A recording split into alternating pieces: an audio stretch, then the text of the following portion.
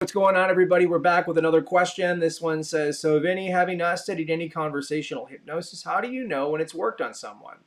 I'm asking this question because I recently saw a client, and after a 20-minute natural conversation, he was able to start working out. Previously, this was a big stumbling block for him. So what do you think happened, and how do I know whether or not this is working on people? Okay, so a couple things here. First, I don't really call what I do conversational hypnosis. Here's why. Typically what's taught there, this isn't a criticism, I just don't work this way, so I wouldn't show anybody it. And there's a million people that can show you how to do language patterns. I just don't use that stuff.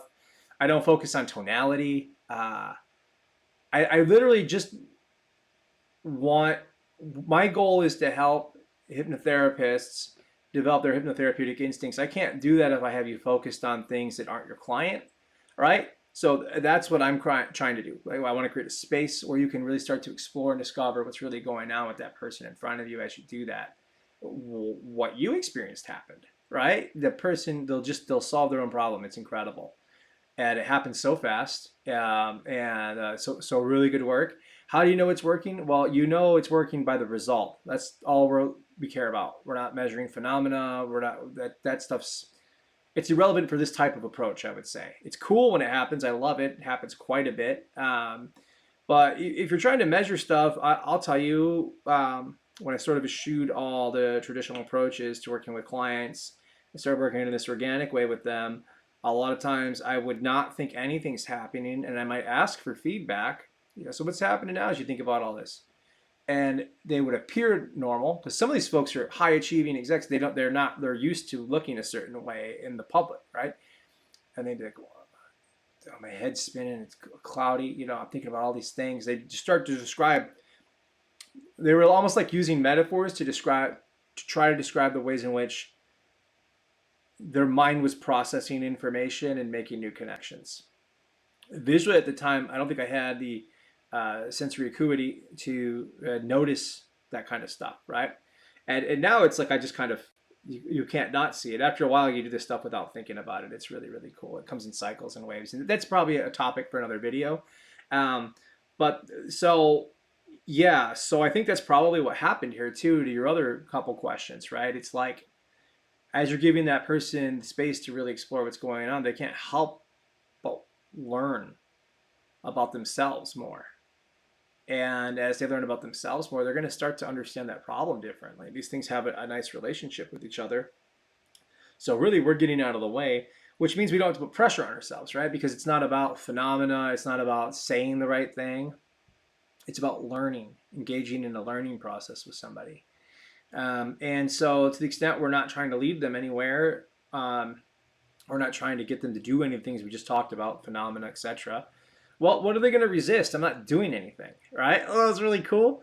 So these are some of the principles that I'm really into teaching other hypnotists. It makes the work so much easier. It's so much fun. I really feel like it's the thing you need in your tool belt. Toolkit? I don't know. Because it's so flexible. And the speed of it is awesome, right? So it's neat. And what I really like about your example here is I think it demonstrates how powerful a client's unconscious mind is. And yours, right? You're having this normal, flowing conversation. And look at the results.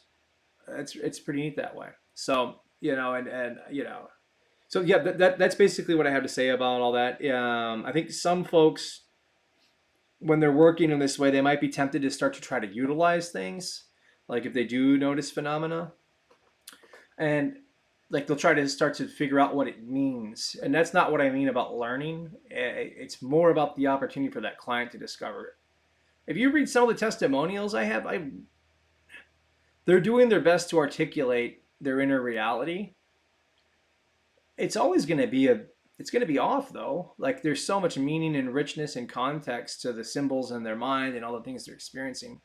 It's just, some of them come out kind of wild, right? Yeah, if you looked at some of those. So it's one of those things where ultimately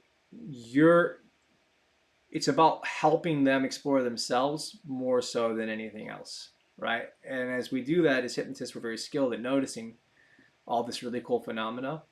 So when we utilize it, we don't try to do something with it, though, right? Just notice it, awareness, things like that. So yeah, bit of a long-winded video here. Hope that answered your question. I think we got some really good stuff here, and it sounds like you're doing a fantastic job. Yeah, if you're curious about my training, check it out. Right, we've got one coming up. Just check out my site, vincentberganza.com. All right, take care.